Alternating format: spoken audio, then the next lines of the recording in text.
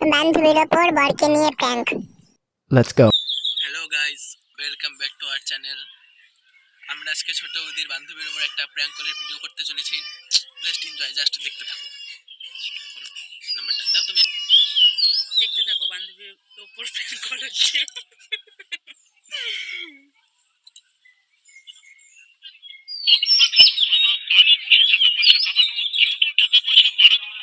সামনে আগায় দাও।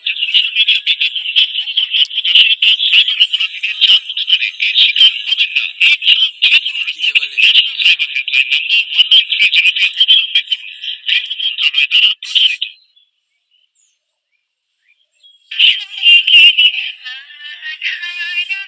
পদার্থটা বিষয়। হ্যালো, লিপিকা নাকি রে? তোর বর কোথায় রে? কোথায় তোর বর কোথায়? তুই কি করিস? না না, তুই কি শুরু করছিস? হ্যাঁ,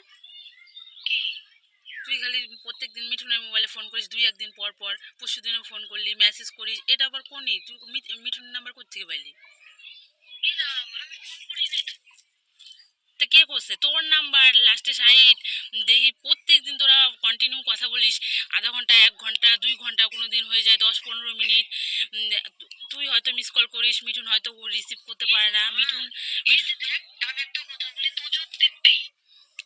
তো যদি বেঁধে আর যেই দে, আমি এই যে এই নাম্বারটাই 7477737360, তা এই নাম্বারটা কার? অন্য কারো? তোরই তো নাম্বার না?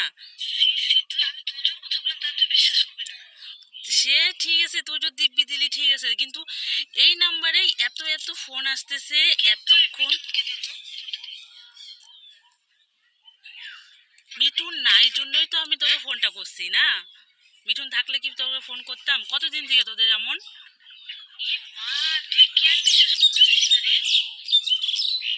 বিশ্বাস করার মতো কাজ করলে তো বিশ্বাস করবোই না।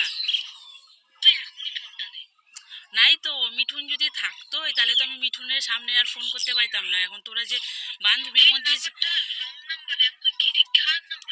বান্ধবীর এটা আমার মোবাইলে রিচার্জ নাই জন্যই আমি এই যে আমার কাকা শ্বশুরের ছেলে, মানে আমার দেওর অঙ্কুর অঙ্কুর কই না, চিনিসই তো, ওর মোবাইল থেকে ফোন করছি। আমি কই আমার তো নাম্বার দেখে এসে হয়ে গেছি। হ্যাঁ লিপিকা, এরকম আমার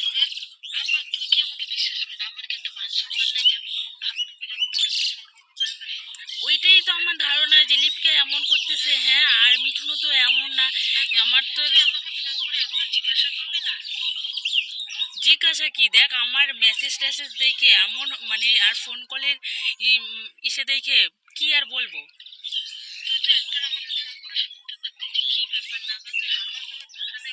এত বড় কথাটা না করতে পারলে ভালো পাইতাম না?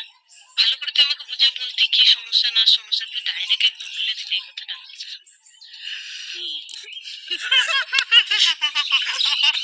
হ্যালো, কিরে? ওই ওই ওই শোন শোন শোন শোন, ফোন রাখিস না। কিরে?